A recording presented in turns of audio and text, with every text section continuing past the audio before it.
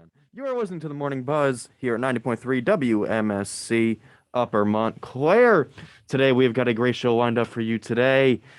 We are going to be talking about the latest updates in the COVID booster shots. We are going to be talking about the New York City vaccine mandates for city employees, and we'll be talking about music. Yes, good thumbs up, Lara. Thumbs up is great for radio. Yeah. It's a very. It gets harder and pleasing. harder to be with you in the morning. Yeah, I mean, I feel kind of bad doing the scream, Yeah. but it's kind of, I have to do it. I'm really excited for the show. And then you do that scream. And now I'm just like, well, there goes all my No motivation. hype. Annabella likes it, so I do it.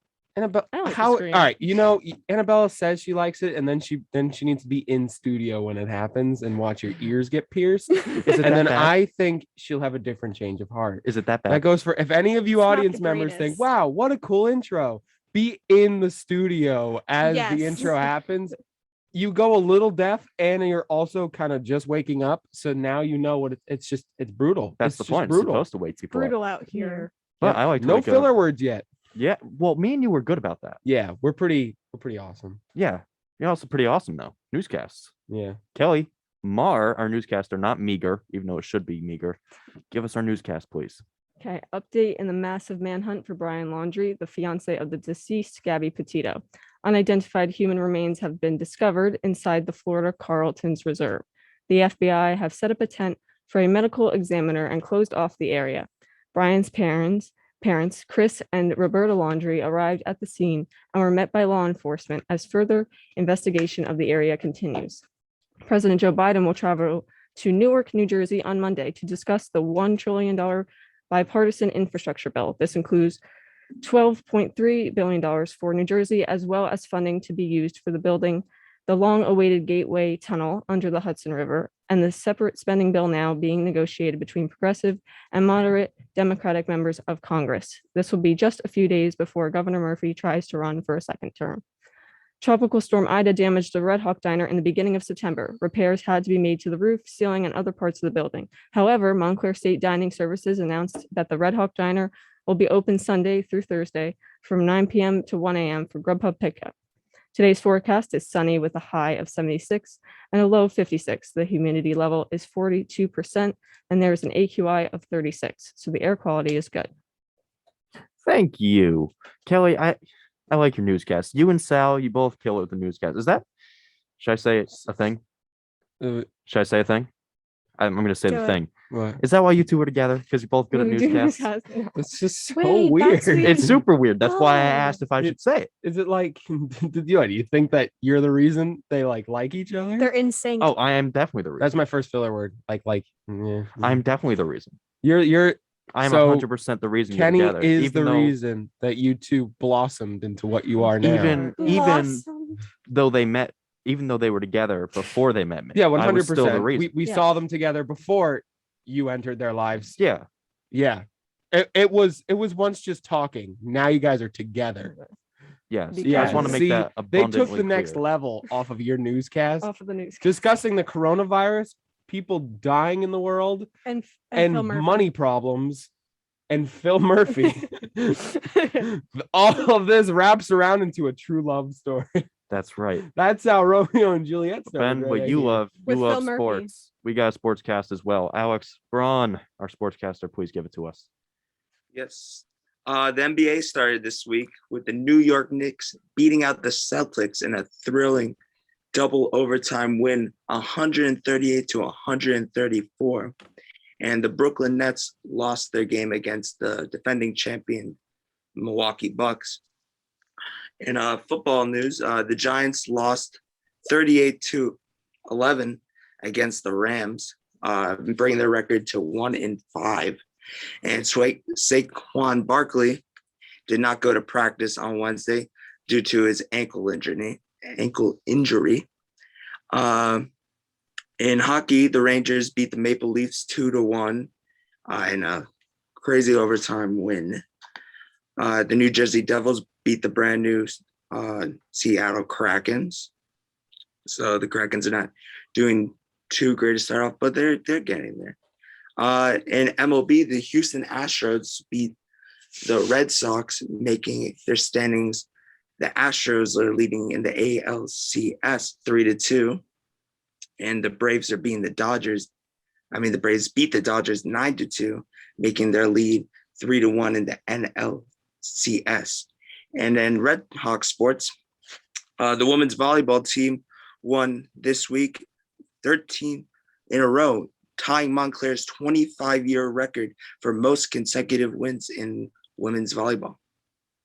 Thank you, Alex. You made me really upset when you said the Giants lost. It's once again. Did he bring up the Knicks? Because I didn't hear the Knicks. the Knicks last night. I have to say, I'm not a fan of the Knicks, but I will say, if you are, this was a huge win. They won their opener at MSG, Madison Square Garden, on a double overtime victory, 138-134 over their bitter rivals, the Boston Celtics. So, congratulations to the Knicks. I'm not much of a basketball person, but that is awesome. Double Yeah, me too. overtime. I would have loved. You know how watching that, tired and I'm you not would a be in fan. double overtime? Oh my God. It's just, you're playing basketball too. I would. Yeah, that you're running up. And I'm down telling the you court right now, I feel like I'm an athletic guy sometimes. If just looking at double overtime made me tired. Yeah. Yeah. Does it to you. But I'm watching tired of talking sports. about sportscast. We are going to move on to our Sports news balls, stories. really. Yeah, sports balls, touchdowns in the hole in one. It's not for me. We're going to talk about our news stories of the day. Our top story is about the FDA okaying mixing COVID vaccines and backing booster shots for Moderna and Johnson & Johnson. U.S. officials said on Wednesday that they signed off on extending COVID boosters to Americans who got both of those types of vaccines. And on top of that, they said anyone eligible for an extra dose can get a brand different from the one that they received initially. The FDA's decisions mark a big step toward expanding the booster campaign across the country. But before more people roll up their sleeves, the CDC will consult an expert panel today before finalizing their official recommendations for who should get boosters and when. The latest moves would expand by tens of millions the number of Americans eligible for boosters and formally allow mixing and matching of shots. So the booster, you can get a booster regardless of what. So let's say Vaccine, I got Pfizer. I would be allowed to get a booster that is Moderna. That's incredible. Yeah, it's Cool. it's huge. That's why it's our top story. So yeah, that makes sense. Go science. So basically, yes. Yeah, science. Science Doing put good. LOL to which vaccine you got. Science good. It's like they're like all boosters are boosters one and for all, which probably makes it so much easier to distribute. Exactly. Yeah. And this is, I know the conversation about boosters has been kind of odd in that people feel like we shouldn't be doing the boosters as much here and be giving them off to other countries. I feel like now that we know the mixing is allowed, we could do more of that. And I think it makes it so much easier for families to plan out when they get it, because I remember when I was going for the vaccine, like I had to figure out where I was going and which vaccine I was getting and how to deal with it, because all of them had different reactions. All of them I had, mean, like our Moderna, general like manager Pfizer. Annabella Poland was like bedridden Yeah, like by Johnson & Johnson.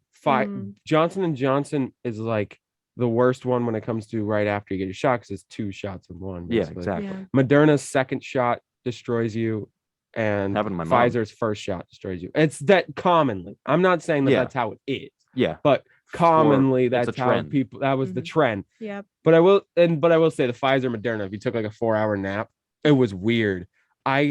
This happened to me and everyone that I've ever known, because a lot of people that I was with got Moderna, and after your second shot, you start to feel sick, and then you take a 4-hour nap and you wake up, and when I mean you feel like nothing happened, you're just like you just wake up and you're like, whoa, I feel back to like completely normal. It took me. You don't even 12 feel like hours, you yeah. took a nap. You don't even feel like you took a nap. You're just like, what just happened? It was insane. And the fact that you don't have to go through what that means when it comes to the booster, you kind of just get your booster and go. It's kind of, it makes it so much easier. And it also just makes you not have to pick anything like that. Everyone's going to be in the same boat now. Yeah. And but Mhm. despite those side effects, the fact that, I mean, you're having those side effects. Many people are scared of that, but it's better than getting COVID itself, Oh, Yeah. for Yeah. sure. Yeah. which is something that people have to remember. Yeah, that is and yeah, the other thing is it just like any vaccine or anything, it doesn't 100% guarantee. No, Nothing No. in this no vaccines world do, 100% guarantees you from anything. except death. It just lowers. Yeah, the only And thing that's taxes. 100%, not And even taxes. that. The only thing that's 100% in your life is you're gonna die. So Thanks. so Ben. so at the yes, morning everybody. I Good made that. morning. I made that pretty But depressing. no, but It's not like, sad that's what makes it. mornings. So the people, my point is that I hear a lot of, well, people get COVID anyway. Well, you could take the flu shot. You still have a huge chance of getting the flu. Yeah, and not even Not a huge chance, but not a huge chance, but you But- still have a chance to get Yes, the exactly. flu. It's significantly diminished. Yeah, like I don't understand how. I don't get it. Like it's something like if you get it, why do you still want it? And I'm like, because I don't want to get it with that success rate. Yeah. Mhm. Hold up, I got something important. Sal's listening this morning. So I was listening. Sal's Hi, listening? Sal. I just Good want to point that morning. out. Sal, you're a gem. I love you. Yeah, Sal, we like you more. Uh-oh. I mean, love I- you. I mean, that's my newscaster Wow. to my right.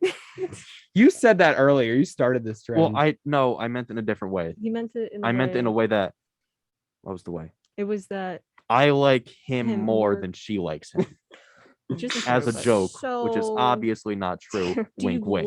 like him or just like him? No, okay. We're gonna move on to our next story for the day. This is a sad story that is coming around Once 3 again, years ago. if good morning, everybody. Yes, it's a very important one, though, at that. Nicholas Cruz has pleaded guilty to the 2018 Parkland School massacre. Yesterday, on Wednesday, he pleaded guilty to murdering 17 people during the Parkland, Florida school shooting back in 2018. A jury to decide whether he will be executed for one of the nation's deadliest school shootings will figure out if they're going to put him on death row. Relatives of the victims who sat in the courtroom and watched the hearing via Zoom broke down in tears and held hands across families as Cruz entered his pleas and later apologized for his crimes. A parent of one of the victims said, quote, "Today we saw a cold and calculating killer confess to the murder of my daughter Gina and 16 other innocent victims at their school. His guilty pleas are the first step in the judicial process, but there is no change for my family." Several parents shook their heads when Cruz apologized, saying, quote, "I'm very sorry for what I did. I can't live with myself sometimes." These parents scoffed at Cruz's statement as they left the courtroom, saying it seemed self-serving and aimed at eliciting unearned sympathy, with one calling it just a defense strategy to keep him off of death row. With that being said, we are going to go to a break. We'll be back shortly on the Morning Buzz. Please stay tuned. We have more news to talk about the New York City vaccine mandates. I'm Anandayi Cruz Rosario, and these are today's news. New York City's Mayor Bill de Blasio is encouraging many city employees who are not vaccinated to do so. City employees who get their first vaccination by the October 29th deadline will get a $500 incentive. This is out of respect for the people who have done so much for us. We think this is a smart additional action to encourage people. Health Commissioner Dr. Dave Shoxey signed a commissioner's order on October 20th mandating city workers to be vaccinated. This is a necessary step to further ensure their safety and to help protect those whom we serve. Check back tomorrow for updated news. I'm Anandayi Cruz Rosario, and you are listening to 90.3 WMSC Upper Montclair. Having to get that feeling is the vaccine. I mean, they say it in the story that the teachers who are vaccinated, they don't have to get weekly tests, and they only do it once a week in Montclair, which it might be changed to twice a week because one of the officials there is talking about doing that. If I'm not saying whether or not they should, but if you would want them to get the vaccine, make it twice a week, because then Yeah. then you'd have to Then they'll get dread it on a vaccinated. Monday and a Thursday. That's pretty smart. Oh, also, I looked it up. Apparently, 51.1% of the country's population is vaccinated according to the CDC's data, and New Jersey is 65% fully vaccinated. That's awesome. Yeah. Vermont is number one at 70%. What's last? Oh, Now I'm just curious. all right. West Virginia at 40%. Oh, come on, West Virginia. Come Well, on. And then above that, it's Idaho. John Denver wrote a song about you guys, and you can't just Mountain Mama. yeah. Yeah. All Mountain them Mama got country vaccinated. roads, all them country roads out there. What's their percentage again? West Virginia's What was it? 40, I think. Well, actually, everyone's pretty close. Yeah, Which it- It was, but the important thing to Specifically, remember is that they're 40.86. it's while it's not a percentage that I would like to hear, Mm. the population is much less dense in that area of the country, so transmission is not as likely, even though it's still likely. yeah, we are in the most densely populated state Yes, Yeah. in the country. So the fact that what are we first? we are the sixth. most. We're Oh. sixth. Yeah, Vermont's first. I thought you were talking about most dense. Oh, Maine's beating us. Yeah. Wow. That's All where them, you're yeah, from. represent. Number 1 is Vermont. Number 2 is Connecticut, and then Rhode Island is number 3. Come on, we're letting those Bostonians beat us. Apparently, we Now are. this is a competition, guys. Now we have to just beat Boston. All right, come on, guys. Yeah, I'm Massachusetts is joking. number 5. We're at number 6. Of course. so- Of course, you can do what you want, but if we're doing this for competition, at least let's beat Boston. Oh yeah, I mean, Yeah. we have to be. We have to be Boston. We can't let Boston can do beat it. us. We're gonna talk more about Boston and how much we want to beat them in everything when we go over our break. Please stay tuned. We have a very happy news story about a man who is restoring a beach coming right up next. That's not going to be me. Yes. That's Kelly saying it. Kelly, You go, Kelly. Kelly, do you want to say the extended weather? Okay, for your extended weather on Friday, we have it is partly sunny with a high of 68 and a low of 52. Saturday, cloudy, high of 61, low of 44. Sunday, sunny, high of 64 and a low of 48. Monday, it's going to be cloudy with a high of 57 and a low of 50. Tuesday, cloudy with a high of 60 and a low of 53. Wednesday, it's cloudy, high of 60, low of 54. Next Thursday, it will be rainy with a high of 63 and a low of 59.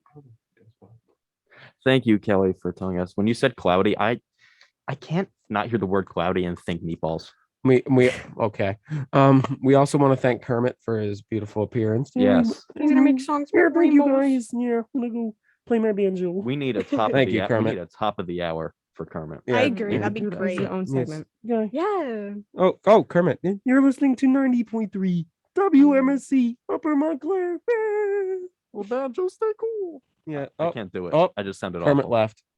He can open the door by himself. That's a heavy door. Wow. He's a very strong frog. He's He's probably the strongest among the frogs. Kermit's been getting them gains. Yeah, Wow. he's got to get Miss Piggy somehow, right? What? Miss Piggy. I was gonna say something like that, but I Ah. just wasn't gonna do There was it. a line, man. and you you crossed crossed it. Unbelievable, What was that? Kenny. You two just matched. Yeah. Well, In sync. in sync. Bye. We eat each other's sandwiches. That's what I was gonna say.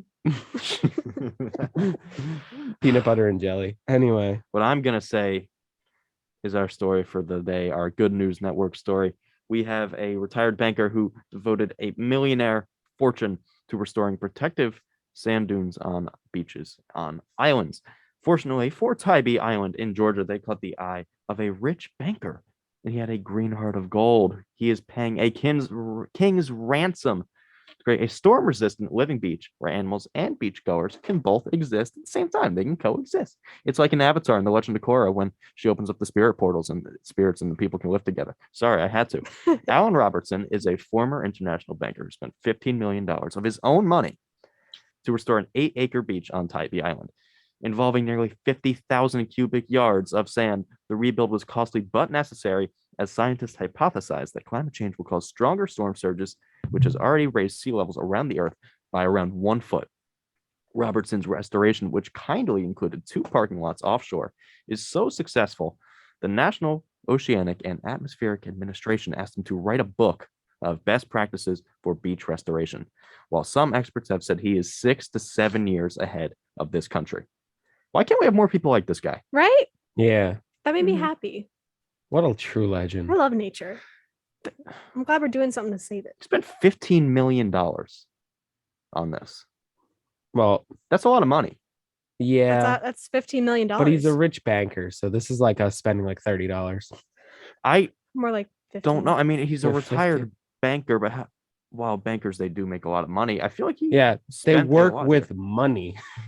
I guess that's a good. Wow. Wow, who I would didn't know have that thought, bankers Kenny? worked with money. Did But you even know? then- I had no Laura, idea. did you ever think that a banker would get money for But even then, Never working crossed with him? never crossed Never my mind. crossed my mind. Once. I thought they looked at the money and said, no, I don't want that. I feel attacked. I don't want it. Unbelievable. But even then, this is something that this guy, Alan Robertson, he's not a big name. I have never heard of him before today, but this makes me think back to when we talked about this. well, also how Kim he's a rich Kardashian- banker. Kim Kardashian, who is infinitely more wealthy than this guy, only donated like $7,000 to some other cause. Yeah, This- it's a Publicity. People like this. publicity stunt. Publicity. Yeah, ladies and gentlemen, thank you for bearing with me there. But it's to gain attention For her from- was yeah. this in this This case. is actually doing This guy something. cares. Robertson wouldn't care if nobody reported this. Exactly. And he was doing it before that. Of course. I mean, that's how you get into it. He wasn't telling anybody. And now he's on the Good News Network. As he should be. It's one of those things that you see some people are selfless and it just makes you go, huh? Why can't we have more Yeah. of that? Exactly. Mm, why can't the Kardashians be like that? Why can't the Because they're the Kardashians save the Kardashians. sand dunes too? Where are you? Yay. Yeah. Yeah. Yay. That's his name. That's yeah. his name. Yeah. It's a little shocking when I read that. Yeah. The Well, artist formerly known as Kanye West. formerly known as Kanye West. Yeah. Yay. At least he's Yay, not a West. symbol. Do you think he has a last? Is it This Yay is West or not- is it just Yay? No, it's just Yay. There's It's no just middle Yay. name, no last name. This is not like Elon Musk's child type Yeah. name, you know. The Pythagorean theorem, basically. But back to the story. Mhm. Robertson, we've said it a few times that he's the kind of person that we need. We need more people to take care of the environment. We see it every day in the devastations that are happening around the country, around the world with the climate. There's wildfires in California seemingly all the time. We had a horrible hurricane season in the Northeast, flooding in multiple different states. There was a giant snowstorm in Texas a few years ago. In Texas, we need more people to care about the climate like this guy and be 6 to 7 years ahead in what we have to do. And this is one of those people that we won't see being on anybody's top story. Unfortunately, he's not even on our top story, but he deserves to be on top story. He does. This Yeah, is one of yeah. those. It's one of those stories that you look at and you're just like, this is what news should really headline sometimes, because this is something. Well, the job of a journalist is to report the things going on in the world, and this is one that's huge for going on in the world. This will inspire a lot of people that are in a position that can help, or in a position, no matter how big or small, to do their part. And that's how big of a story this could be. And it's unfortunate that it probably won't get as much media attention as it deserves. No, I mean, it's on the Good News Network, which I say honestly, not many people know of. At least Yeah. I think. I only found out about it from a former Morning Buzz producer who talked about it a lot. Brian. Yeah. Yeah, I love that guy. It was a 50-50. There's only three Yeah, fair of enough. you. Fair enough. There was only three of you. So, but yeah, I think that it's unfortunate it won't get as much attention as it deserves. But I think that this is one of those stories that you can really, it motivates people to do their part in saving the planet. And it just one of those that people should hear. Yeah, it's setting an example for people that need to know So Alan where to begin. Robinson, Robertson, I know you're just a banker and you don't get as much attention as celebrities, but as We me, love you. me, have Kenny, you at on the least, show. thank you for all your stuff. You know, Mhm. I don't know about you over there. Yeah, but Miss Kelly. yeah, Kelly's been mean. Kelly, what do you think Kelly's been about mean to this? me. Well, so far. a little I, bit quiet. I honestly agree, because I feel like this is one of those stories that I wish was out there more, because I feel like he must be making a lot to be able to throw that kind of money at this. And I feel like it's one of those things where I wish other people would see this to know that we could, if we all just chipped in a little bit, we'd be able to like fix something. Yeah, and we need people to contribute what they can contribute, in my opinion. Exactly. Because we shouldn't have billionaires flying to space, abandoning our country pretty much, trying to find a new home. They gave up on the world. They that's whatever. honestly what they're doing. They have given up on the world. Yeah, it's unfortunate. It's sad. We need to focus on what's going on here, in my opinion. We got one Earth, and we should take care of it. One Earth. Mhm. And that is the message here. Yes. Mhm. One Earth, one I love. I think okay. You ruined it. I did. Dollar. Just ruining moments. Yeah, we do this thing with a bunch of people, me and Kenny and all of our friends here at the radio station. We play this game called A Reason That You Should Give $1 into a Jar. Is that What mine? would fund this radio station the most? And this is all of us $1. Mine is saying my wacky catchphrases. I have like 30 wacky catchphrases. That makes no sense. But I just like I say them all like really doobie do or like Use code Use Ben. co- use I was- code Ben I was just or gonna say that. or bruh, what do you mean? Like, and then there's an iconic one that we can't Well, say. I mean, The most word. iconic one we can't say. Well, I mean, all those, and then there's Kenny, which is just ruining moments. I guess that's a new one. We didn't have one for Kenny's me is until ruining now. moments. Mm. So My favorite one is Kyle Pepitones or Tuesday. Kyle's is is just complaining. just whining. He whines about everything. So it's just flat out whining, and We it's say dollar to him the and most. what was the other host? Jake. Jake. As a host, Jake is whenever he says, "Oh yeah." Yeah. It's just, oh yeah. It's like, so it's that little fun game that we all now play. And can we transition this into Ben's thoughts? Sure. Go ahead. Ben's thoughts. All right. Speaking of radio, well, hold on.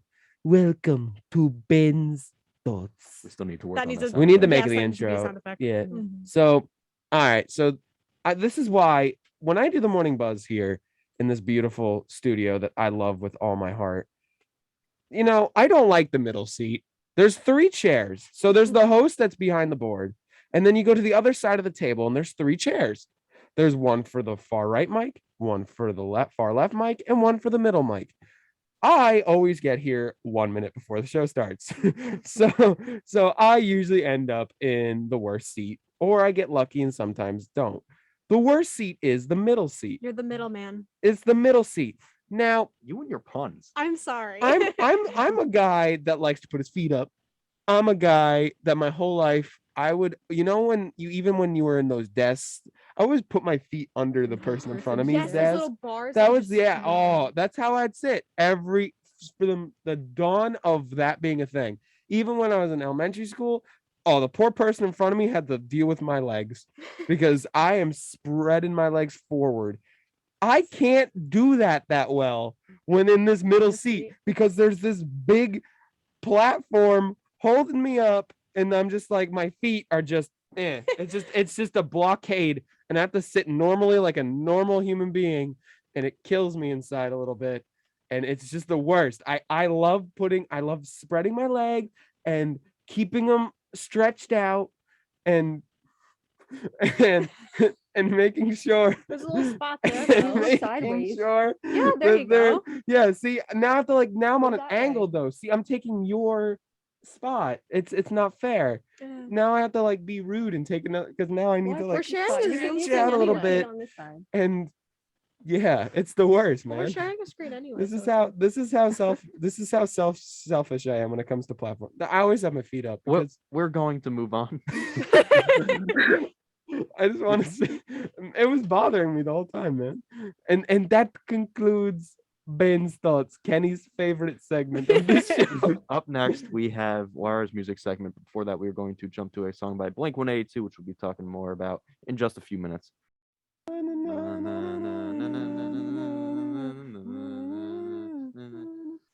Let's leave the music to Lara because she does the segment. Actually, you're a great musician. I take that back. Thank Yeah. you. Well, speaking of me, You wrote my favorite song ever. That's not Time. true, but it's up there. So I don't know who does what here. So you writing their name next to it makes it a lot easier. Yeah. Now it's time for the music segment with Laura. Take it away, Laura. Thanks. So, on this day in music on October 21st, we have in 1958, Buddy Holly's last recording session took place. The songs recorded were Raining in My Heart and It Doesn't Matter Anymore, which later became a #1 hit. In 1997, Elton John's Candle in the Wind 97 was declared by the Guinness Book of World Records as the biggest selling single record of all time, with 31.8 million sales in less than 40 days, raising more than 20 is that euros or pounds? Little, I can't see it. I'm not looking. it's like the little L shape. The L shape is pounds. I was correct then. It was 20 million pounds for charity. So instead of doing the Hot 100, I wanted to spice it up with this week with the Billboard 200 chart. So we have Certified Love Boy by Drake. This is a 6-week on the chart and has been number 1 for 4 weeks. And number 2, we have Life of Dawn by Don Toliver and is brand spanking new on the charts, this being its first week. Number 3 goes to Young Boy Never Broke Again with Sincerely Cantrell. This is its 3rd week on the chart. So, on to music news.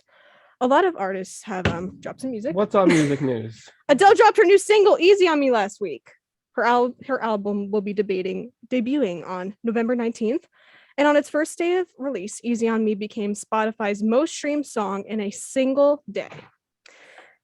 Kourtney Kardashian and Blink-182 drummer Travis Barker are engaged. He proposed to her on the beach over the weekend and are now sharing more photos on their engagement. Have you seen the ring, man? The Ring Man? Yeah, have you seen the ring? No. It's huge. Can I just say they're weird? Okay. They are a little strange, but honestly, good for them. Now we're doing entertainment news. Oh, they're just odd people. They remind me of Megan Fox and MGK. Oh, they're just it's weird. And it's then you odd. just saw them together. Oh, it's just all 4 of them are just weird. Honestly, it's sad to say Courtney is the least odd one in Yeah, I was gonna say of I the 4. prefer her and Travis over. I don't Megan. prefer any. They're just all weird. But Can you guys learn I don't care about what you're doing? No one really cares. Can you guys just leave it alone? Stop giving each other your blood. Like, ugh, it's weird. Let's not talk about this romance anymore. Instead, we're going to be talking about My Chemical Romance lead singer Gerard Way. Did you see what I did there? We're not talking about that. I need to ask now. Okay. They gave each other their blood? Yeah, Wait, bro. what? I think that's MGK and Megan Fox. But did Travis Barker do that? No, I think Travis Barker I did hope that. not. Hold on. Like Look this up. did. Hold on 1 second. You go on to the next story. Are you sure? Oh, no, hold on. No, I don't. I'm not Go done. on to the next one. We'll look it up in the meantime. Okay, lead singer of My Chemical Romance, Gerard Way, says, "Welcome to the Black Parade almost didn't make it on their 3rd album." In an interview with Travis Mills on Apple Music, one published on Wednesday, the rock star shared that My Chem's signature hit, Welcome to the Black Parade, almost didn't make the final cut of the record. What? Yeah, I know, right? Hard to believe. I'm not gonna lie, Arguably it's the the biggest only song. song I know by My Chemical Romance. Right?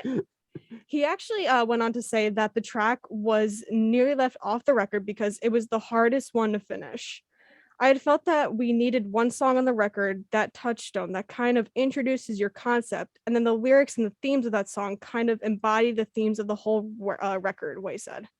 Though the group enjoyed the Black Parade as a song, Way admitted he didn't feel as he had a personal connection with the album. Black Parade is now lauded as one of My Chem's classic songs. Reflecting on the success, Way revealed that he feels proudest of how the album has managed to endure the test of time and is often considered a staple in pop culture. Wow. I can't listen to that song. Yeah. It's because back in high school, it was my sophomore year of high school. I guess I did it for 3 years in high school. I did the TV film program, whatever. And my sophomore year, I made a film and it had Welcome to the Black Parade in it. It was just the piano part. And it was my first one ever. So it was awful. And I just put that on a loop for about 3 minutes. Is that your type of music? Yeah.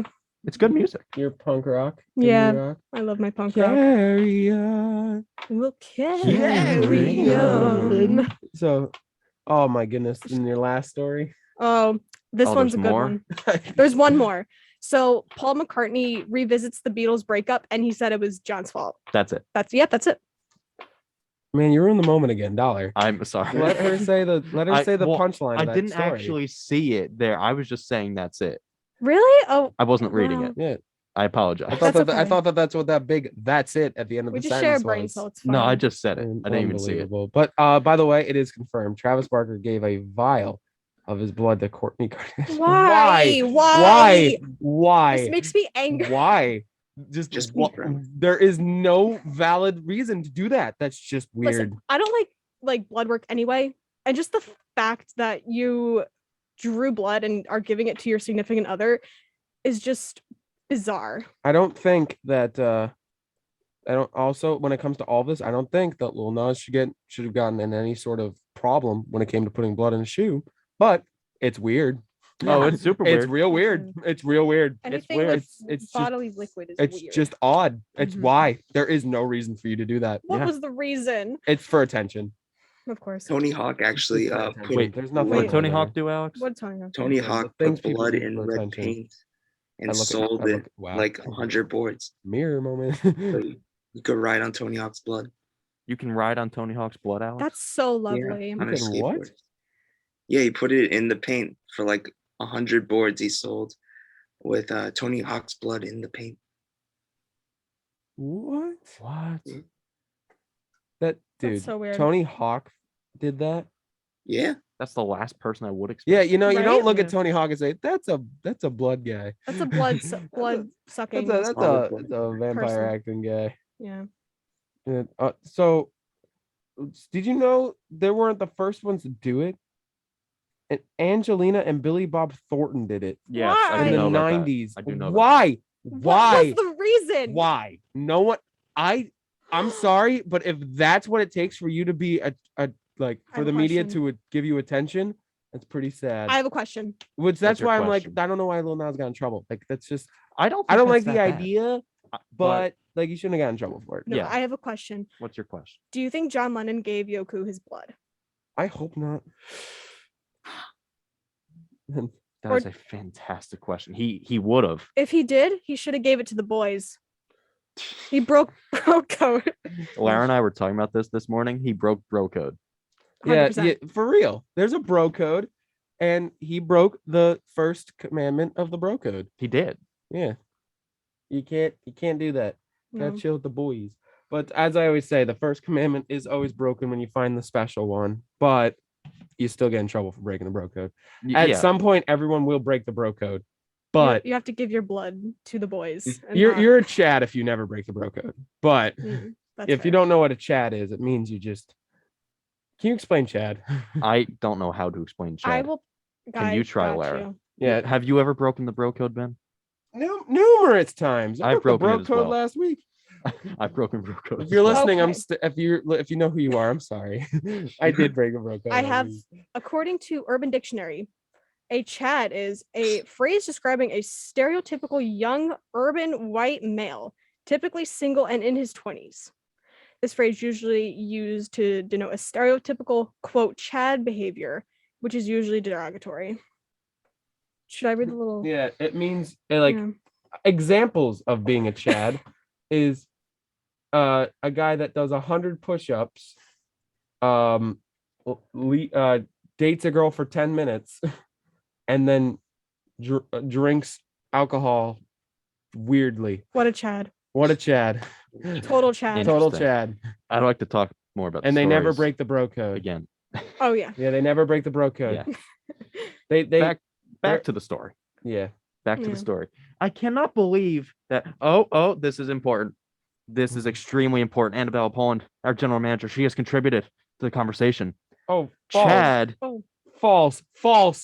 is a Karen. False. I Nope. completely disagree. I would rather be around a Chad than a Wait. Karen. I Okay. completely Yes. disagree. Annabelle. Karens can be males too, by the way, and Chads true. can be females. Yes. This- It's true. just more common Karens It's are just I females. think Chads are if I males. was working in customer service, I'd rather deal with a Chad than a Karen. Oh, a yeah, Chad, a definitely. Chad's annoying. Yeah. A Karen is the worst. Like there is a Chad can like ruin your hour. A Mhm. Karen can ruin Oh, your yeah. week. I would like to speak to your manager. One time I was at a gas station and there was a Karen there. There was only one guy.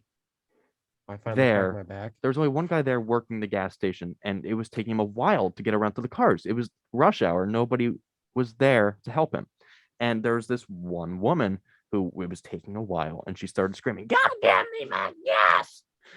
And Wow. Just like that. are you Such is that great quote book? acting over there, man. Yeah. You took out your phone. Is that quote book? I'm scared. No, should be. no, Oh, thank no, God. I didn't no, think no. it was. I didn't think I'm it for was. sure in the quote book for this one show. Yes, yes. I am for. It might be the worst one. You are, but it gets worse. She started screaming at the guy to get her the gas or she's going to call the police. And then she did what every Karen does and starts recording. And I, obviously amazed, I was watching the entire thing. And then she came up to me and said, "Are you watching me?" And I said, "Yes." I knew you were gonna say that. And she goes, "What? I'm gonna show this to the police. I'm gonna get you arrested too." I was like, "Okay." And then she left, sped away, and police came and I had to give a statement. That is going to wrap it up for this hour. Oh, of They wait, the I can't- have Morning a Buzz. Karen They story. can't hear me because they're Okay, how listening to quick is Kids it? Bop. It's like really quick. All right, do it. One time I'm no longer, but I used to manage a Domino's, and I was managing, and this lady walks up and bangs on the window like she's gonna break it, and she's like, "Are you the manager?" And I turned and looked, and I realized it's the only one there, and I go, "No." Nice. And I'm just like, the drivers outside are driving so fast at you, and they're gonna hit you and hurt you. And she was talking about herself, but saying I was gonna get hurt, and I was like, huh? So basically, what happened is that she's yelling at me and yelling at me and yelling at me, and I'm like, so do you have an order? It's like, no, I don't even want to order food here. Like, huh?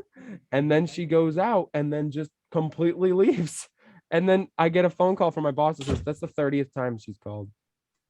That's so lovely. I was just like, That's going to wrap it up for this hour of the Morning Buzz. Please stay tuned. We have an interview coming up with the Associate Director of the School of Communication and Media at Montclair State, Dr. Todd Kelshaw. Please stay tuned. We have a great conversation coming up. Welcome back to the Morning Buzz here at 90.3 WMSC Upper Montclair. That station ID was much better than the one I did before, right, Ben? Oh yeah. Yeah. You're doing better. You're doing Thank a good you. job. I appreciate the review. I believe in you. Thank you. Yeah, you'll be something someday in this station. I hope so. My 3 shows. Yeah. Also the Morning Buzz producer. You'll get there. It's a goal. But we are joined right now for a very special interview.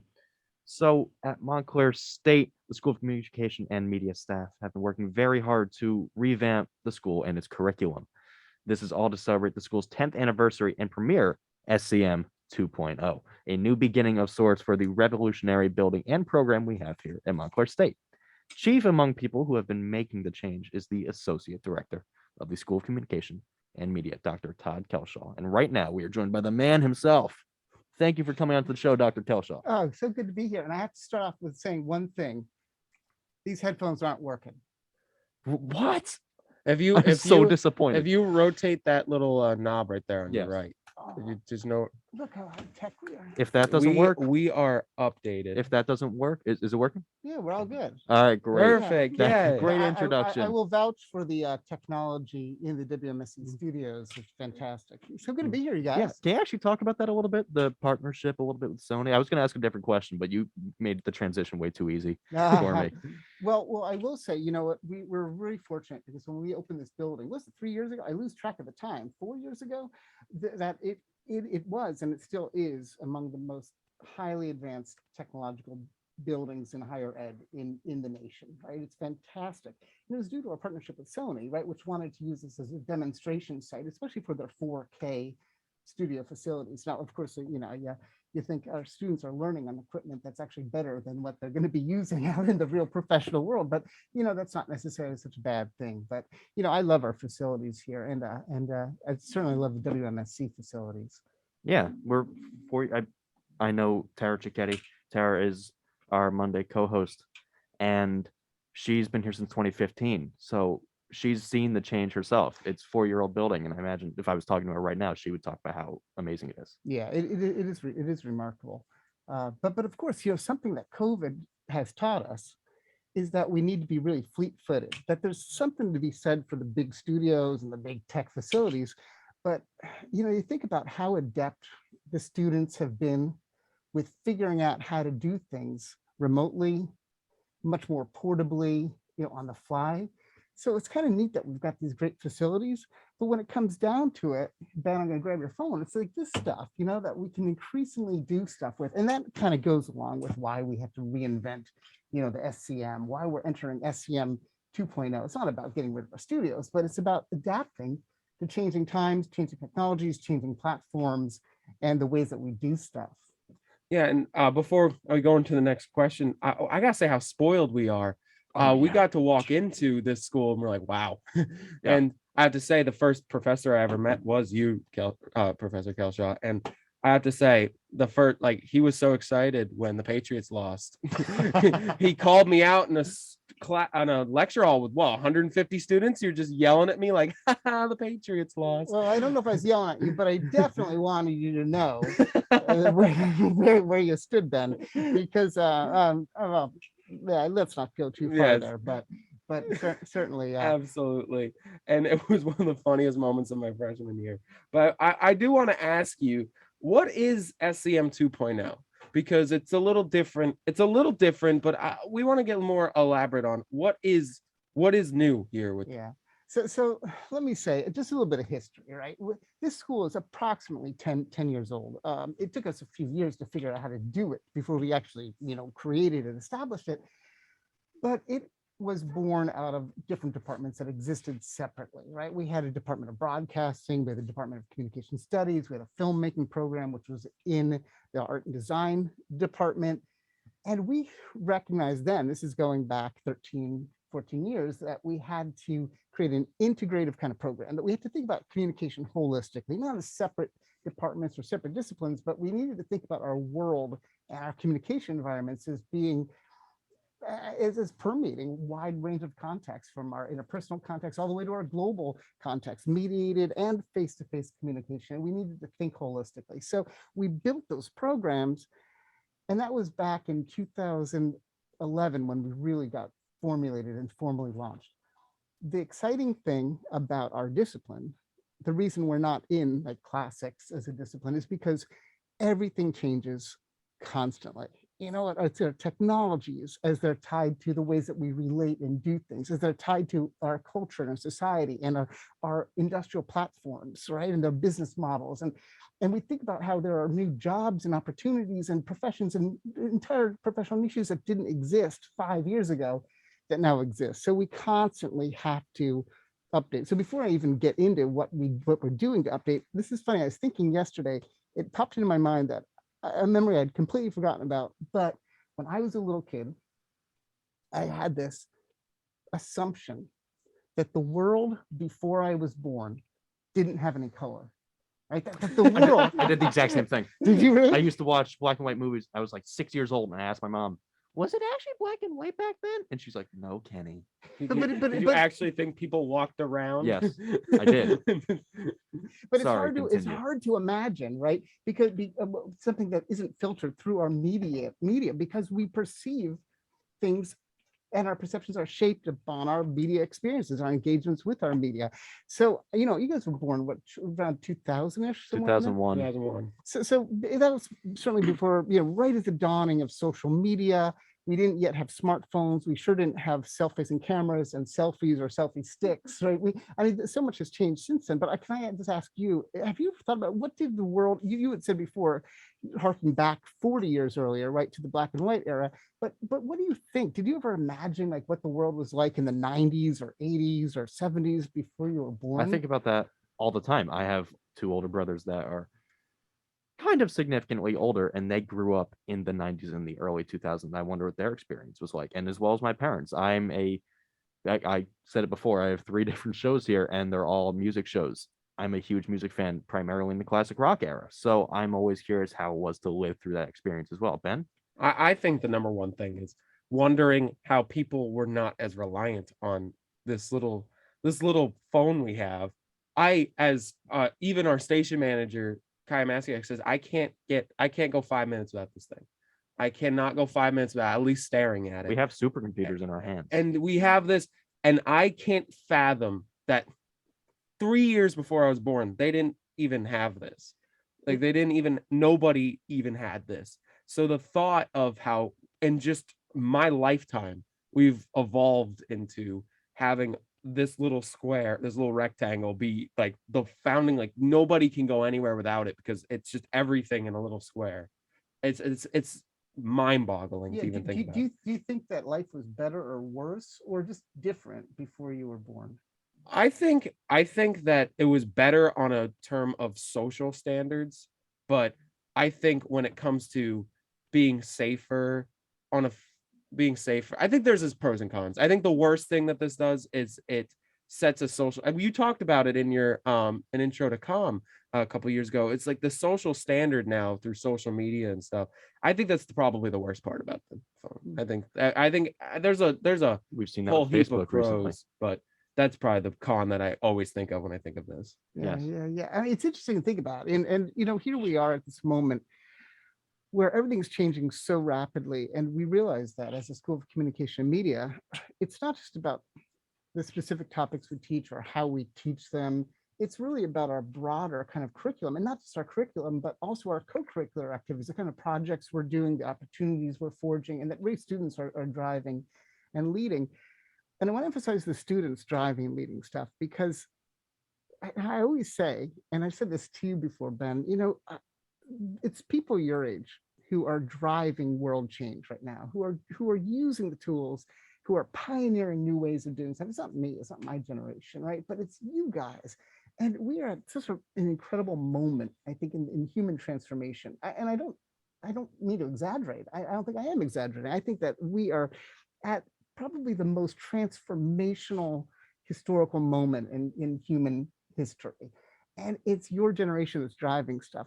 So when we think about the SCM and what we need to do, we need to prepare people who are reflective content prosumers, like producers and consumers of content, who are ethical, right? Who can drive society and industry and just human being in really productive, good, healthy ways. Because you guys, the ones who are studying communication and media and are practicing that, you're the ones who are forging our world today and tomorrow. And it's really kind of exciting. So it gives us opportunities. So what we did is we spent the past 2 years rethinking all of our programs. And we added new ones, we altered others, and we thought much more about how they integrate and how they connect together.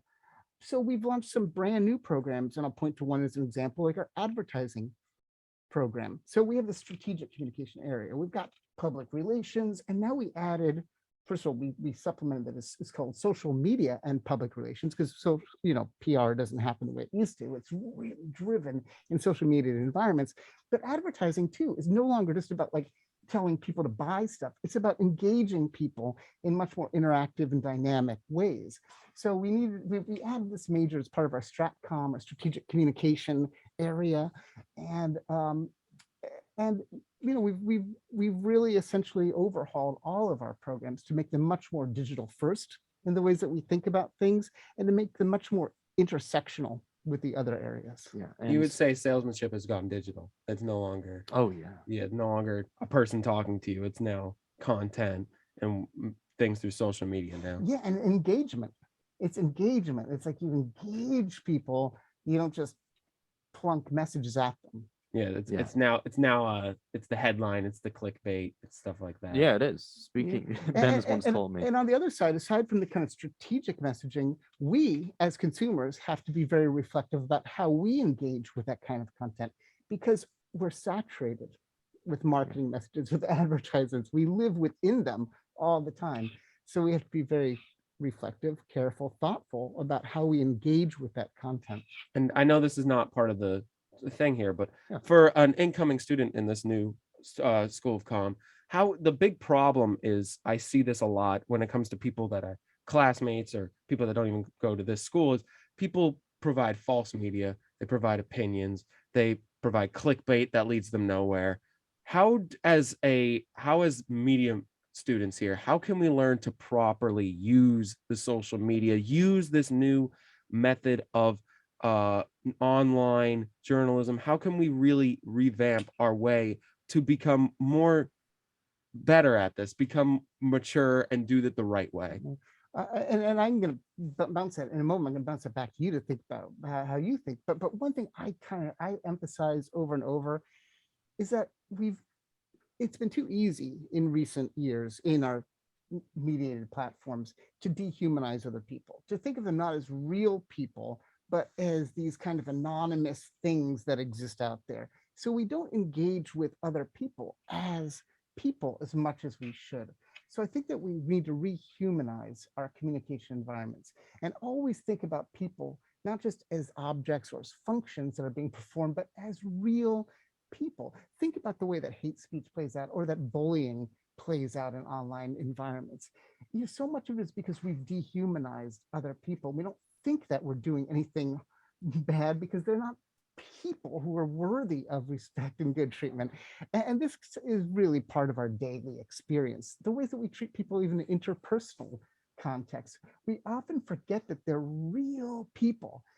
We can't empathize. We can't see the world the way that they see. We no longer make the effort so often. So I would say, as you engage in your mediated environments, whether you are developing public relations campaigns or whether you are presenting news or whether you are creating other kinds of maybe entertainment content, you have to think about the people you're engaged with as real people, not just as objects. And that's something to remind ourselves of, I think, constantly. Yeah. Do you think that there's a space in media to make that connection? Because there's this social media app and it's pretty low, but we use it a lot at the station. It's called Vero, where it's more based around having that social connection and it's not run by algorithms. Do you think that there's a future in making it more of an interpersonal connection in media?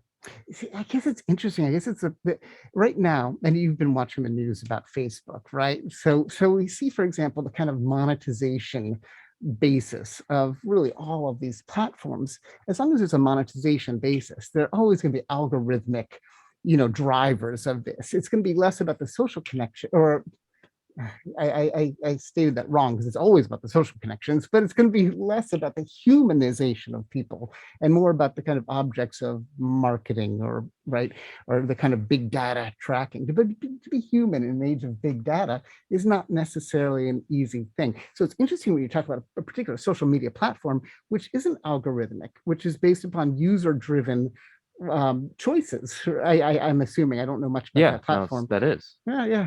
But you wonder to what extent we're going to have more of that kind of thing. Now, of course, we live in an age of identity politics where we are not allegiant to like nation states anymore. We're allegiant to our media platforms and all of the kind of brands that they're associated with, whether it's MSNBC or Fox News, right? And then we think about the brands that are associated with them, the mypillow.com, right? I mean, we're allegiant to them, but we're not allegiant to each other in a kind of nation state kind of way. So it's all about identity and creating of identity by affiliation through our allegiances to these media platforms. So we saw this with Parler, for example, the rise of a social media platform which is targeted to people who can identify around a particular ideological orientation.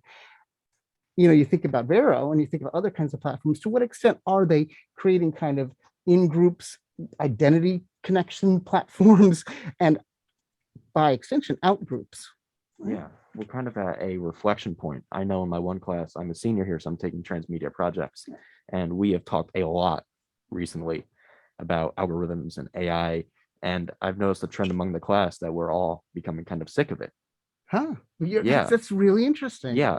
What do you have to say about the presence of algorithms and AI in most things? Well, actually, if you don't mind, I want to ask you because you're talking about this in your class. Yeah. So first of all, what are you working on in your transmedia projects class? Well, right now we are doing an assignment. It's a game assignment. We're trying to figure out how to make people be more invested into a game because, as you know, transmedia projects class, that class is based around making media with multiple types of sources, making it all diverge together.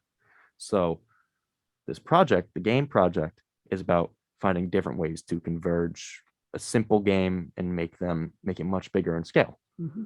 But a lot of us, I've noticed, are taking the route of not wanting to go too far technologically. The furthest that we're getting in my group is we're doing do you know the game Guitar Hero? Oh yeah, sure. Yes, we want to do a singing version of that, but it's a VR game, so you're on stage and you have the vision of what it looks like if you were an actual rock star. So your perspective is looking out at the audience. Exactly. Right? That's basically the furthest that anybody has been going, just basic VR, and nobody's trying to get too far into algorithms. But what do you have to say about how much we use algorithms in seemingly everything. They know everything about us. I know. What frightens me is that we are not frightened. I don't think that we, and I say we generally as a society, Yes. we've kind of given up our privacy. We've relinquished our privacy. We've gotten very enthusiastic about 5G, and we don't think that 5G, creating its so-called smart cities, is one way of constantly surveilling us, constantly monitoring us, constantly knowing where we are through our GPS, what we're doing, and predicting our behaviors. And we don't seem to care, right? We're so willing to scroll through the agreements when we get a new app without reading it and without really caring, and we just click and we move on, and we have just signed off all of our privacy. This surveillance, this hyper surveillance society in which we live, is of our own acquiescence. And we're very happy to simply go that way. And I think something I hear you say, Kenny, is that in your class, maybe as you're kind of pushing back a little bit against AI, maybe it's this kind of realization of this hyper monitoring of us isn't necessarily a great healthy thing. Do you think that a huge goal here for us as learning as young journalists, film, and all and communication students, I think a huge thing is to balance the fact that we are starting to live in a ones and zeros society, but at the same time keeping, as you said, that human interaction, making sure that we sympathize, empathize for the people that we give our content to. I think it's about the balance of trying to keep those numbers, but at the same time keep the human interaction. That's just what I hope that, all of you, like I said, you guys are the leaders of today and tomorrow, right? The ways that you are going to be driving, pioneering the ways that we're using our technologies, our platforms, engaging in having a public voice in really consequential ways.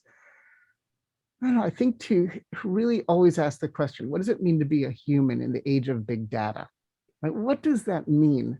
And how can we humanize one another as a way of pushing back against the kinds of constraints, the ways that big data and the marketing apparatus are telling us that we're who we are and what we're supposed to be? That's fascinating. It's funny that we weren't planning on talking about this at all. This is fantastic. Oh, sorry. Yeah. No, this is great. Actually, I Please, have my list of please. events coming up that I can talk about those. Please keep it going. Please keep it going. This went in, like, you know how it went, like it went in a turn, but we like went in a turn to something that you're like, oh, This was so much better than what I had planned. I'm glad, but the original question was, what are we doing with SCM 2.0? And this is it. I mean, we really need to think about how we're delivering programs, how we're delivering curricula and co-curricular programs that are student driven, right? That really help to prepare leaders, the kind of the media professionals and the communication professionals of tomorrow.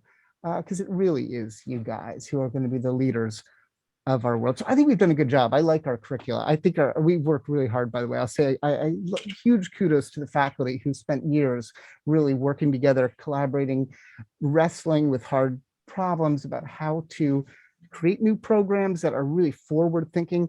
But now we're, of course, in the mode of how do we roll that out in a way that moves older students through their old programs while bringing newer students into the newer programs. So there's a logistical challenge with that, but we've promised everyone, and nobody believes me, but I keep promising over and over, any student who's working their way through either the old program or the new program, we will get you out of here, right? We will make sure that your classes all count, that we're going to do whatever kind of credit adjustments or prereq waivers or whatever needs to happen to get you through. And I really appreciate Ms. Joy Granados Rodan, who's our lead advisor, and Stephanie Wood, who's they too, and as well as our whole advising team, but they are working 7 days a week, 20-hour days, helping students out. And I just want to give a shout out to them for everything they're doing. I'd like to ask, I'm a transfer student. I transferred here in the spring of 2020. And the reason that I came here is because of what is here to offer. As much as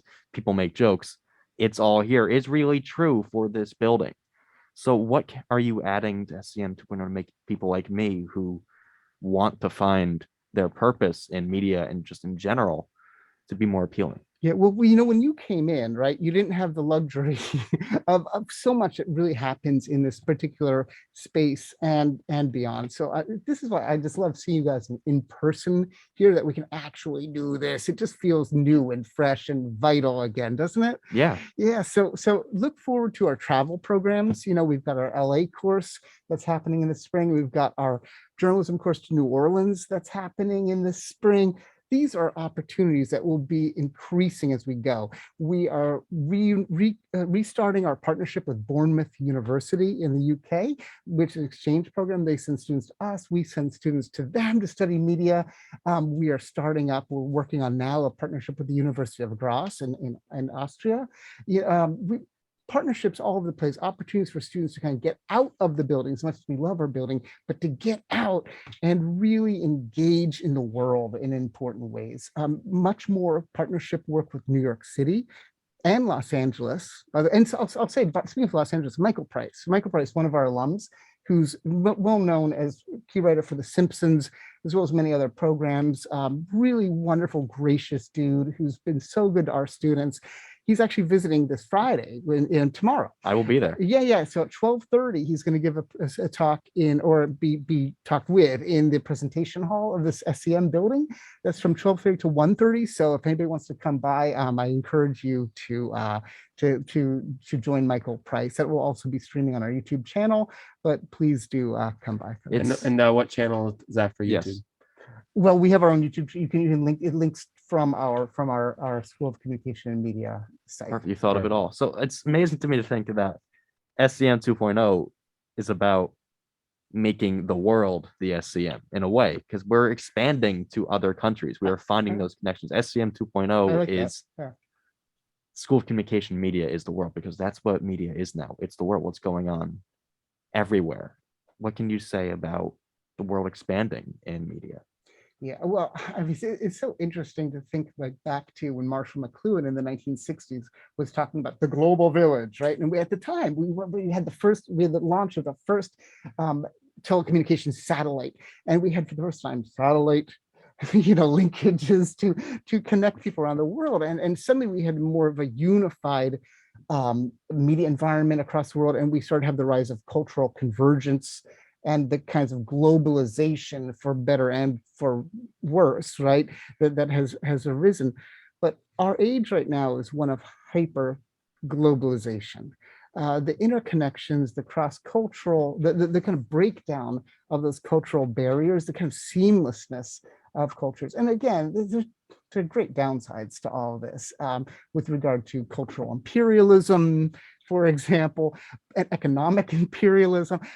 But kind of your point is a good one, an important one, that we need to think about ourselves as global citizens, and that our media environments don't stop at the end of our terrestrial broadcast here at WMSC. WMSC has a very short terrestrial broadcast range, right? Your life is really online and global. Your audience is actually around the world. So our terrestrial range, right? Our communication doesn't end at the doors of the SCM building, or even at the border of Montclair or Little Falls or our neighboring towns, but it's the reach, no matter what media platform you're working on, the reach is global. It is, and it's something that we preached out with the recent World College Radio Day just about 3 weeks ago, where it was one of the most, because as the producer of the show, one of my favorite thing actually is booking interviews, and it was the most interesting experience. I booked one with somebody who speaks Spanish, a general manager of an Argentinian station, and I honestly didn't even know what was being said during the interview, but that's a global scale. I had somebody who's bilingual from the station do it. And seeing that we're on that scale of being able to have that togetherness all for this one goal is fantastic. And for other programs at the school, what is there to offer in the way of convergence among people? So I point to, for example, our communication and media studies major, which is really vital for thinking about how relationships happen, whether there's personal, group, organizational, cultural, intercultural, public, global. The way to think about that, and we have to recognize that we, certainly as Americans, have always been very ethnocentric, right? We typically think about America as the center of the world, and we compel other other people around the world to speak English as the dominant language. We expect them to Disney-size their societies in certain Well, ways. because right? red, white, and blue, Dr. Yeah, you got it. You got it. I mean, I really point to that particular major, and I urge students from throughout the School of Communication and Media. I said before, we have permeable programs, right? We allow students to take courses from throughout to apply as their major electives. Really take courses in intercultural communication. Take courses like Maximizing Difference, which is about how do we celebrate, not to celebrate, but maximize cultural difference in organizational settings and in societal settings. These are vital courses to take, and anybody, no matter what platform you're working on as a media producer, you're going to gain a lot. Throughout my time here at the SCM, I learned that there are some other countries that do stuff so much better than us. Like there's some people out there that can broadcast so much better than the best broadcasters we have. I've seen some stories where I didn't know a word they were saying, but I didn't have to because their videos were so perfectly done. And it's just so fascinating. And the number one thing is we think our stories are fascinating. Like you can go to Hollywood and you'll always have a story, but you forget how incredible that the world has to offer beyond just this country when it comes to stories, when it comes to what people do and just learning about the world and what people should know about the world. It's just so fascinating. And I think that you're 100% right. And there's more than just, as I said earlier, red, white, and blue. Well, that is great to be really kind of paying attention to and be engaging with media from all over the world, to see that the way that we do it is not necessarily the only way. This has gone. That battery has gone dead, by the way. Oh my goodness! Oh really? So That's why. So I'm gonna plug it back in if I could find this. Kelly, come on, love. I think it's the other side. And now, after this profound, beautifully intellectual interview, we are now doing fixing computer tutorials. Where's Adam Goldberg when you need him? On paternity leave. Absolutely. And we congratulate him and his family. That's just terrific. Yeah. So, yes, congratulations to Adam. And on top of that, you said that there's Kelly at the door. It's like, yeah, come on, Kelly, fix your computer. Come on. Oh my goodness. Anyway, but you said that you have an event coming tomorrow with Mr. Price. Yeah. And what else is coming up for the SCM 2.0? Okay, so we do have. You see, I have to write this down because we've had 2.0 month where we've had a number of different events.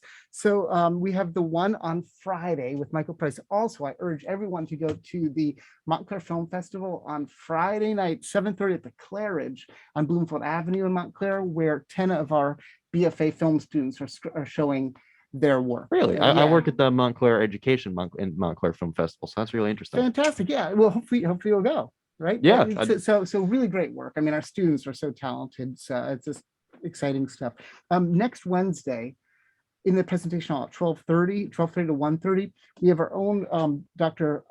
Bond Benton and his research partner Daniela Petruk Benton are presenting social media as a platform for hate speech. So they're looking at their research about how obviously hate speech plays out, but also how hate branding happens in those social media environments. And their work is really pretty important, and it's been picked up by national news outlets. It's been covered pretty widely.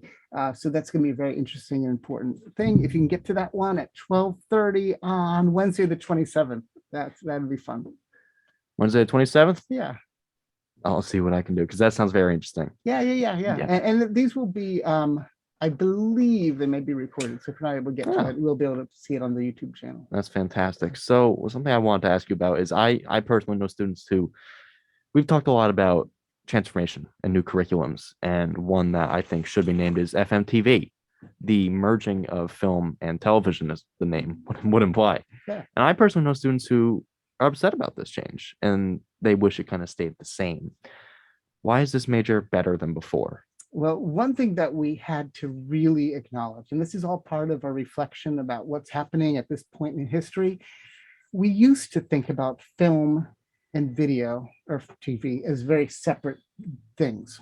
And once upon a time they were. But in this particular age of technologies, of platforms, of distribution models, those lines have really blurred. So we think, in fact, we know that it's to our students' advantage to think holistically about that kind of content, both across visual, but also audio. So the way that the new program works is that students will study in their core and their required courses, film, television, and audio. But then the beauty of it is they get to build their own program by exploring platforms of their choice. So if they're more interested in looking at film, they can take a pathway of film courses. Or if they're more interested in TV, they can take a pathway of TV courses or audio courses, or they can mix and match and take a smattering across those. So there's so much more flexibility built in with the new program that allows students to explore those. Before, they were kind of locked out of film because film was relegated to the BFA. And if you weren't in the BFA, right? And another problem was this: students who would come in to MSU, to the SCM, and want to study film, they couldn't find it in the TVDM program. So they had no choice but to go into the BFA program. Now, BFA is different than a BA, right? It's much deeper, it's a deep dive. In this case, studying cinematography, writing, directing, but it minimizes the number of gen eds you take. It minimizes your opportunity for major electives across the school. It's a deeper dive, and it culminates in a thesis. And you wouldn't believe how many students have come to me and said, oh gosh, you know what, I feel kind of locked in. I'm a junior, and I realize I'm not necessarily want to be a filmmaker. I want to be a bit broader, but I can't because I'd have to then stick around for an extra year to make up those gen eds that I missed. Or maybe I don't really feel prepared to do a thesis. And now you're kind of locked in. And we've had students who are like, I don't want to do a thesis, but we can't move them out. The beauty of the programs now is that the film, what will be called the Film and Television BFA, will dovetail right out of the BA program, so that students will come in the BA. They will then be able to apply to the BFA in spring of their freshman year, start that program in the beginning of their sophomore year. There's also an off ramp if in their junior year they decide this isn't for me, I want to be a little bit more generalized, then they can go back to the BA without losing. Another problem was that transfer students who would come in to the BFA would always be a step behind, always. And we're constantly trying to make sure we're trying to get people to graduate on time without going over. And it's not easy to do. It's going to be so much easier to support students that way. Why? Because we have the BA option as a way of getting them through. So students who are wary of the change, part of it might be, I don't mean this in an insulting way, but they might just not understand exactly what's happening. Like those students who are still in the old TVDM program can finish in the TVDM program. No problem at all. You're finishing because seniors, if you're junior or senior, right, you really shouldn't go into the new program because we want to get you out of here. But for those students who are in the new program, be assured there's more flexibility than there was before. Yeah, and I think FMTV is a great idea. I recommend this to somebody at the station who's in the process of changing their major. But we're talking about convergence a lot. That's been kind of the theme of our talk, I think. Mm-hmm. And we've seen with TV that is becoming more like film. For all throughout history, it was multi-camera shoot. It's those studio things where you cut with the TD board. But now, like Breaking Bad is chief among those, that it is basically a movie to a certain degree. Mm-hmm. And it's teaching people how to have both of that ability if they want to work in drama or sitcom television, because sitcoms, a lot of them, we see it on the Netflix shows that they always release. They're all single camera shoots now. Yeah. You know, these are good points and good examples too that you bring up. So I really want to assure students that as you think forward, right, you realize that these environments are, as you said, convergent, right? That we can't talk about film as something separate from video or television. And that if we're going to be a holistic producer, we need to understand how sound production works. We need to understand how video editing works. We need to understand how film works. And those things have to go together. We have an incoming guest. Hello there. Is that for Dr. Kelshaw? I was about to say, I'm like, why'd you hand it to me? Oh, is that for me?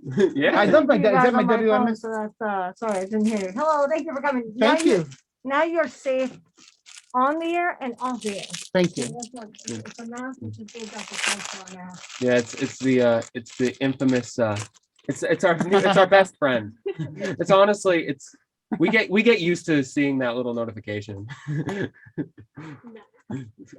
Thank you so much. I feel very fashionable and safe. Now you got the look. Yeah, now you're really with us now. Kelly, is it news time? It's time for me to scoot so you can do No, news? no, this No, is fantastic. absolutely.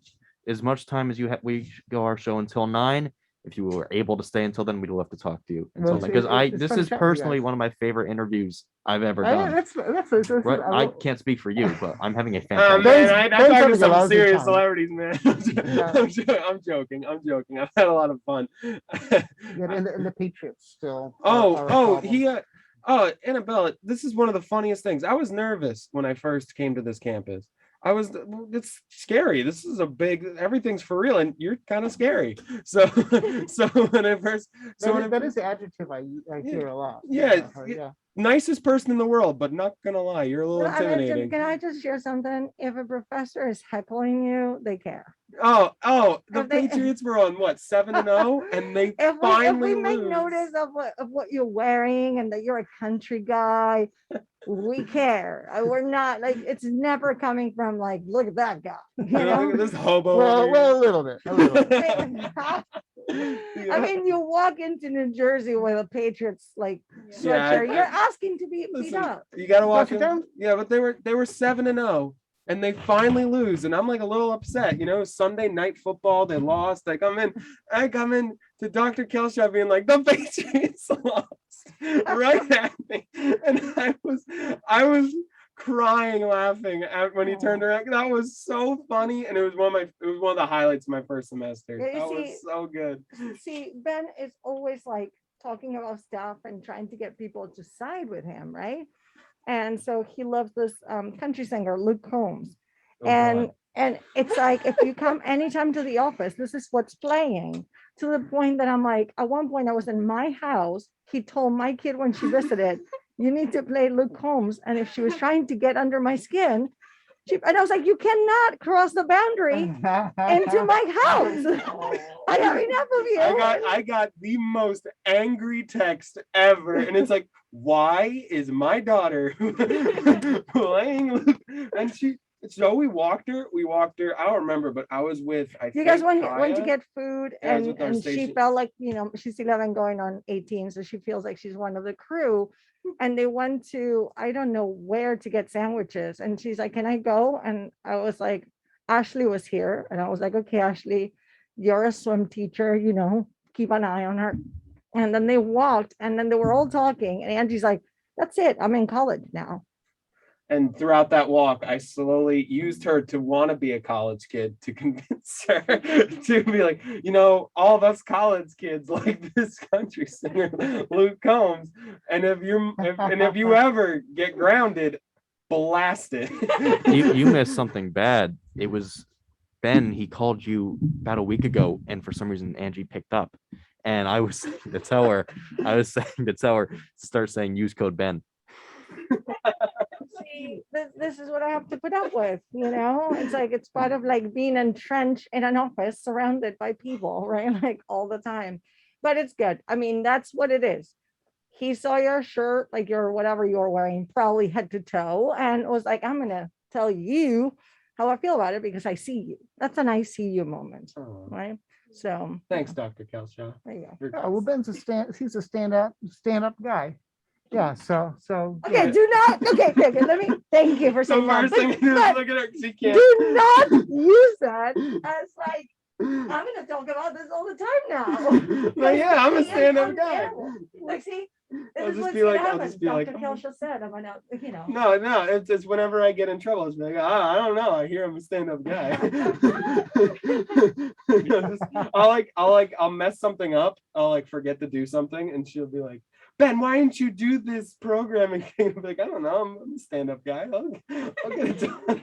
I think, if you took your own horn, sometimes A little too I much. do it with It's the like, intent leave because that to- it leave that to bothers your you, Kaya. mom and your dad. Like, let them do that for you. They just get a little bothered by it each time. So what I do is, especially our station manager, Kat, loses her mind. So it's so funny that I plant these seeds to just slowly, and I work hard Can on we this. talk about this? People ask me, how do you get someone who's volunteering their times to do outstanding work? So Ben comes in, wants to upset Kaya by use code Ben on socials, and Because it bothers her. he says, please put it on your social. And I was like, why? And I was like, but why? And he's like, just because I want you to put, and I was like, okay, I'll do it if you produce a spot news in 2 sections. I wanted spot news and then an interview with Yas, who was at VP Harris's event. And I need it for tomorrow's bus. And it was like 3 p.m.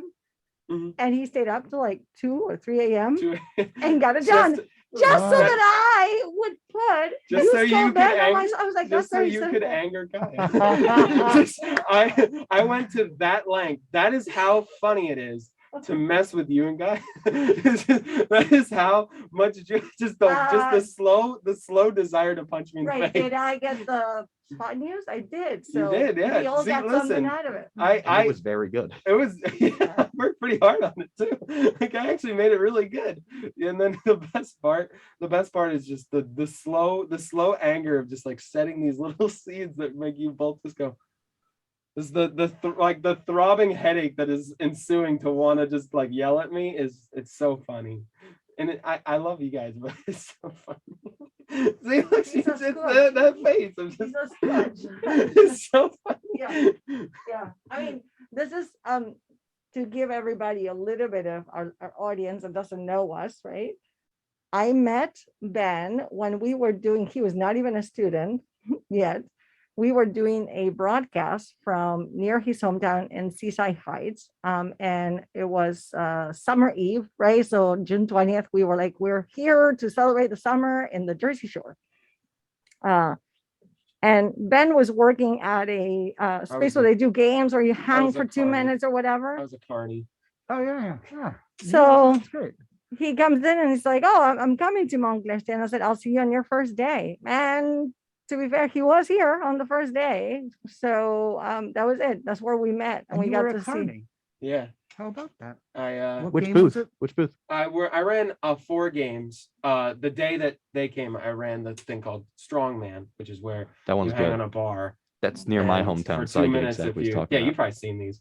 And the most popular one I did was the football one where you have to hit the targets. That's my The favorite. most profitable one was the baseball where you have to break beer bottles with a baseball. Mm-hmm. And then there was the candy wheel thing. But yeah, the football one was my favorite because I was a bit of showsmanship. So I'd hit the target behind my back to get people to play. The ego when I was in that stand, Annabella, was just you would have wanted to punch me. Like I hit it behind my back and people would come up, you'd just be like, oh, it's not like you've missed 17 times. And for full context, you're seeing all of this, clownery going on. And then he comes in for college radio day and says, I'm going to sing. What time are you going out with the golf cart? And I said, I'm going out at noon. And I'm expecting, I don't know what I'm expecting. I had no idea, right? So I'm like driving and I almost crashed into a fence because he started singing really good. And I was like, where's that voice coming from, right? Because like he leads with the funny persona, but there is depth, right? I was like, who's this?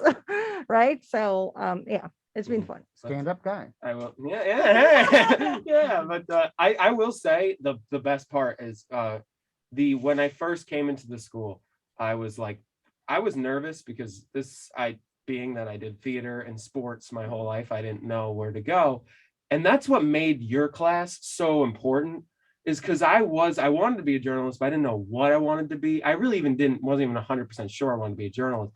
That's what made Intro to Comm in your class. So I don't know if it was you or the course, but I think it was you, because it was one of those, because you're a stand-up guy. And it was one of those moments that I kind of had a direction, and then you add Annabella here, and it was like that combination the first semester. And that's why I think the staff here is just so good, because you, Dr. Kelshaw, Annabella, and Professor Franklin, and all one semester. I walked out of the first semester knowing exactly what I wanted to do. That's neat.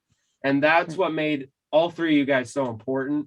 And I also get the mess with Annabelle every day. And that's why this new school that you guys are doing, I love everything that's happening at this school, because you guys are all so good at your jobs. And as you guys say, we're the future and today. And we get told that by a lot of the professors, but it's not done without you guys. I think that's a big thing that you guys should toot your own horns for. That's Yeah. nice. And say, yeah, well, I'm a stand-up guy too. Hit us with one of those. Well, speaking of stand-up guys, I'd like to ask you about President Coppell. How has his leadership helped the SCM since he's been a part of the university? Well, I will say, first of all, it's very early in President Coppell's tenure Yes, here. very but early. So far, how his outreach to the School of Communication and Media has just been phenomenal. He's really been a great supporter of the students and the kind of things that we're doing. We think about, for example, his participation with the Game Day show, televisual show on the Red Hawk Sports Network before the homecoming football game. His participation with that.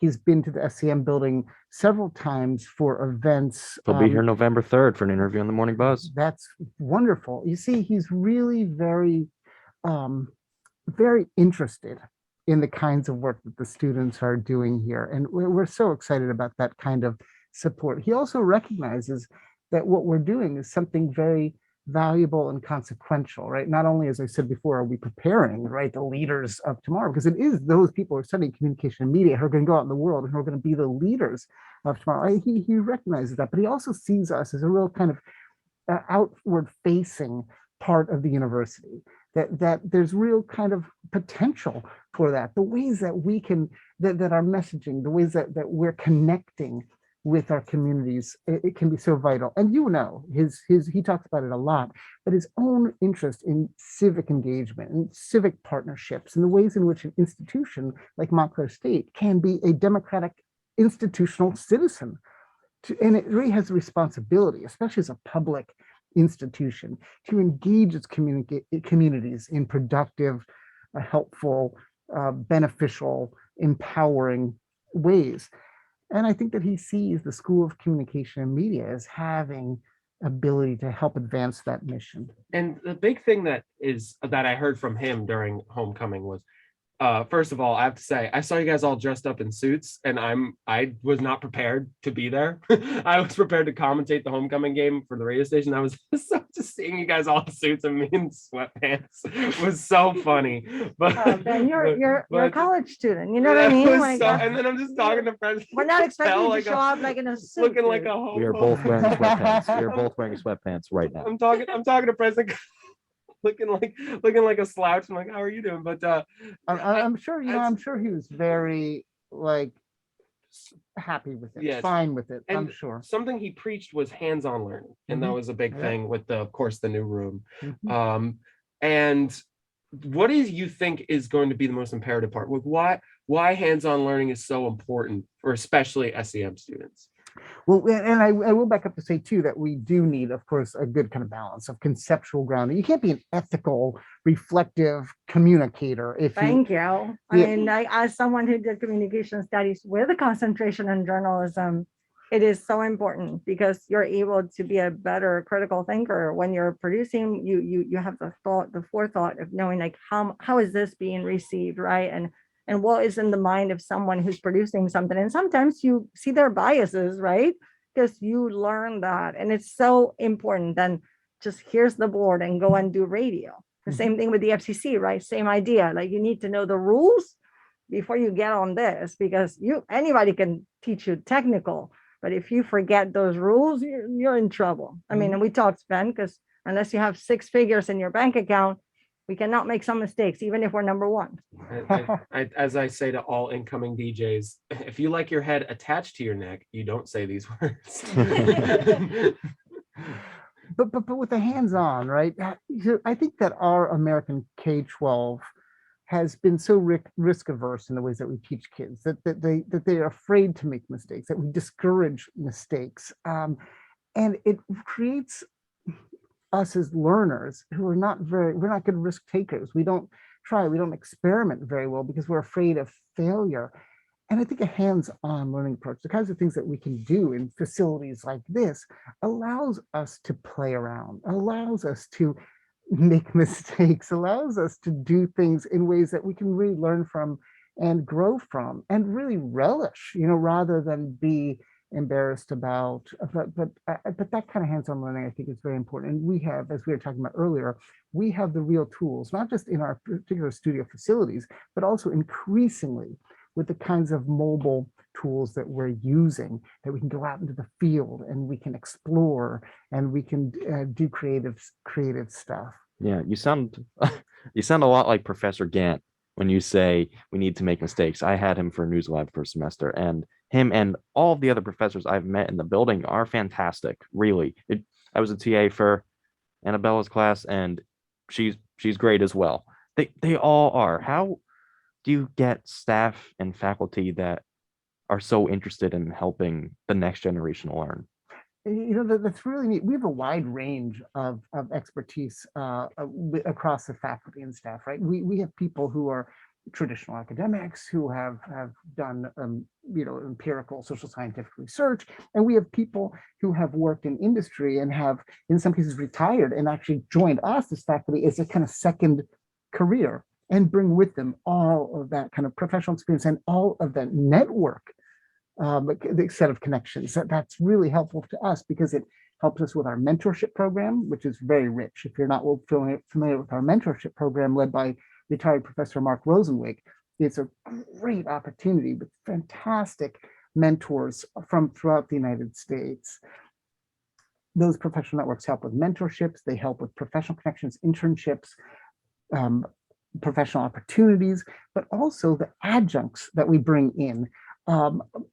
Just yesterday, in fact, we were making arrangements for a spring course, and we brought in, I'm not going to name names to be too specific, but we brought in a professional, and we thought, wow, we really lucked out in getting this particular person who's so knowledgeable and so expert to come in and work with our students while she continues to work in her professional career. Those kinds of opportunities are really great, as well as I won't diminish our academic faculty who are really just knowledgeable, expert, terrific in their fields. Yeah, the research that they pull, on it's part of what they do. It's so interesting to read. Like if you read, right, like your research, like Dr. Nelmoff, and what the different fields that they're interested in, or actually angles of media that they're interested in. It's really interesting to hear. We did have a podcast that we did with the collaboratory, right?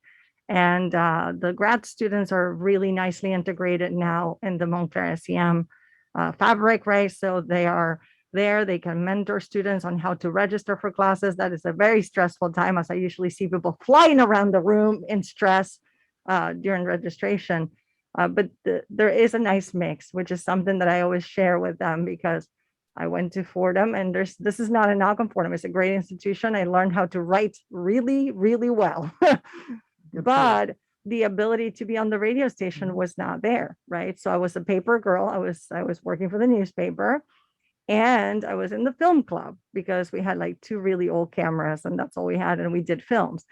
But it wasn't like a hands-on learning. The learning happened in internships, which at the time it was okay because it was not paid. So they had like 45 interns at any given place. And you were intern number 1, 2, 3, 45. I did overnight, so everybody knew my name. So that worked out really well. But that's where I learned the learning part, on the hands-on. The fact that you can do that here and make that mistake, and generally speaking, unless you make an egregious mistake on air, it shouldn't be a severe consequence, like with a fine like the FCC.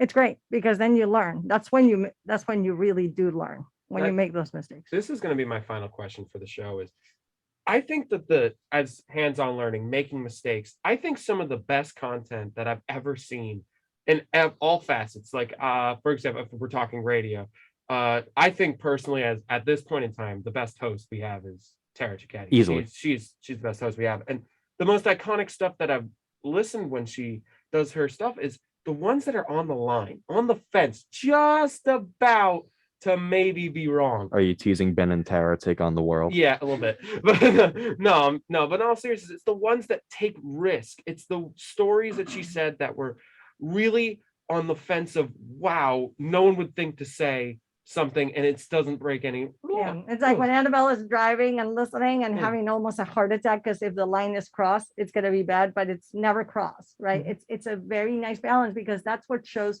this is college radio as opposed to them trying to be Howard Stern, right? Which, it's a different kind of ballgame. I don't want anyone to be someone else. I want them to be themselves. And she's very much Tara, right? Yeah, some of the people here have a lot of personality to talk about and show off, and it's really good. It's terrific. And I just urge you to keep on having fun and to make the world a better place, right? Which is what you're doing. So as we talked about earlier, that's your big opportunity. Yeah, and I hate wrapping this up because I have had a great time talking to you, but we're at the top of the hour. I'm springing this on you. I wasn't expecting to talk to you for an hour, but would you like to do the legal ID officially? The legal ID. The legal ID. I'll give you a little See script. that pink- I'll see give that you a pink little paper up script. there? You just gotta say those words, and you can add words You in can say, between. my in it. name is Dr. Todd Kelshaw, and you were going to do 90.3 WMSC Upper Montclair. Well, you just kind of did it, but you did my. I you did, like but it's in be my better from persona. you. Now we need- Well, my name is Todd Kelshaw, and you are listening to WMSC in Upper Montclair. Thank you, Dr. Kelshaw. And I have to say, do you want to use some particular code? No. Hey, gang, thanks so much. I hope you have them back on sometime. This is really fun. Good way to start my day. I appreciate it. Thank you Good, so good much. seeing you, and I wish you a great one. Have a Thank good you, one. Dr. Thank you, Kelshaw. Dr. Kelshaw. Tomorrow we'll be back on the Morning Buzz. Caitlin, Arisi Saba, and Cam, I forgot his name. I'm the producer of the show, Cam Martin. They will have a great show in charge. We have weird news. We're talking to a NJ News 12 anchor tomorrow. Please tune in for that show. Yo, It will be he's fantastic. Ben and still is Kenny Horn. That's right. And yo, I'm Ben. Use code Ben.